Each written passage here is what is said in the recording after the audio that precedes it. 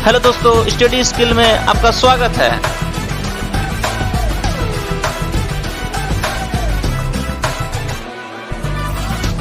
आज हम लोग पढ़ेंगे गंगा नदी के बारे में। ठीक है। गंगा नदी भारत की सबसे लंबी नदी है।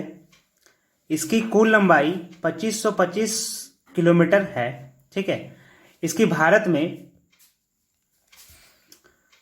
लंबाई 2071 किलोमीटर है और बाकी बांग्लादेश में। ठीक है। उसके बाद अब जानेंगे गंगा नदी कहाँ से निकलती है। देखिए, गंगा नदी कहीं से निकलती नहीं है। गंगा नदी जो है दो नदी को मिलने से बनती है। ठीक है। क्या होता है, जब भागीरथी नदी गंगोत्री हिमनद से गोमुख नामक स्थान से निकलती है। ठीक है। ठीक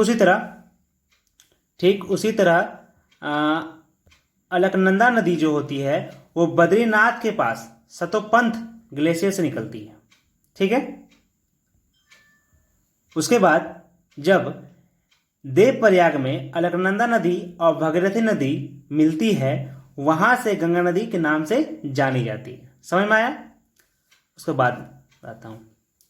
देवप्रयाग से पहले अलकनंदा नदी में पंचप्रयाग, ठीक है, ये सभी जो प्रयाग होते हैं सभी उत्तराखंड में होते हैं, में अलग अलग नदियां आके मिलती है। ठीक है। अब ध्यान दीजिएगा, पहला प्रयाग जैसे कि विष्णु प्रयाग में क्या होता है, इसमें अलकनंदा नदी और धौली गंगा नदी मिलती है। ठीक है। आगे हम आप लोगों को मैप से बताएंगे, पहले ये देख लीजिए। उसके बाद नंद प्रयाग में क्या होता है, अलकनंदा नदी और नंदाकिनी आकर नदी आके मिलती है। ठीक है। उसी प्रकार थर्ड कर्ण प्रयाग में क्या होता है, अलकनंदा नदी और पिंडार नदी आके मिलती है। ठीक है।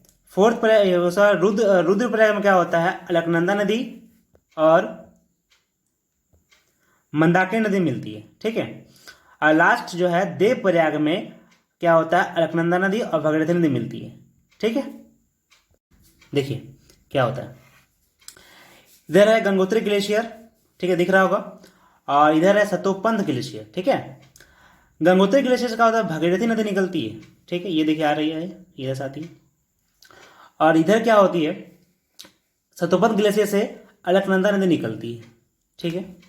जब अलकनंदा नदी में इधर से धौली गंगा नदी आके मिलती है, तब इस जगह का नाम को बोला जाता है विष्णु प्रयाग। ठीक है, जो हम लोग आपको ऊपर पढ़ाए थे। उसके बाद ये नदी आगे, जब अलकनंदा नदी आगे बढ़ती है और जब नंदाकिनी नदी आके इसमें मिलती है तो कहते हैं नंद प्रयाग। मतलब क्या हुआ, जब नंदाकिनी नदी अलकनंदा से मिलेगी तो कहेंगे नंद प्रयाग। उसके बाद अलकनंदा नदी आगे बढ़ती जाती है, जब पिंडार नदी इस तरह की मिलती है तो इस जगह का नाम कहलाता है कर्ण प्रयाग। ठीक है।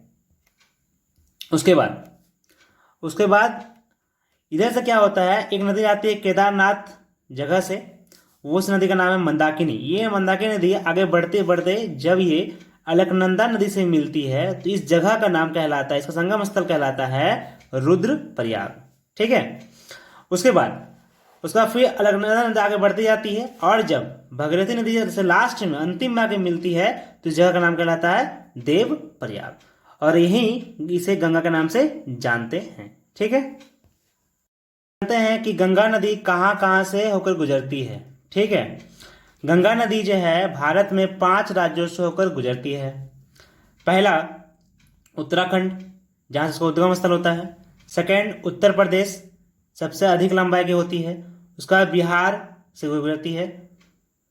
उसके बाद झारखंड में गंगा नदी की सबसे कम लंबाई होती है। उसके बाद पश्चिम बंगाल। ठीक है। उस आगे जानते हैं।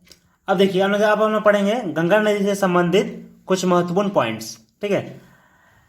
क्वेश्चन ये रहे, कौन सी नदी गंगा नदी के दाएं तट पर, कौन सी नदी गंगा के बाएं तट पर मिलती है। क्वेश्चन बहुत एग्जाम में पूछा जाता है। ठीक है, वो हम लोग अभी जानेंगे। देखिए, गंगा नदी जो है यहाँ से बह रही है। ठीक है। गंगा नदी के बाएं तट पर कौन कौन नदी स्थित होती है, तो गोमती नदी है, गंडक है, घाघरा है और कोसी है। ठीक है। उस तरह दाएं तरफ से होता है यमुना, टोंस, सोन और उसका टोंस। ठीक है। उसका एक पॉइंट और है, गंगा नदी को 2008 में राष्ट्रीय नदी का दर्जा दिया गया और गंगा नदी के किनारे बसा सबसे बड़ा शहर कानपुर है। ठीक है। इसमें और कुछ और बहुत सारे पॉइंट मुझे बताने हैं जो मैं नेक्स्ट वीडियो में डालूंगा। Thank you.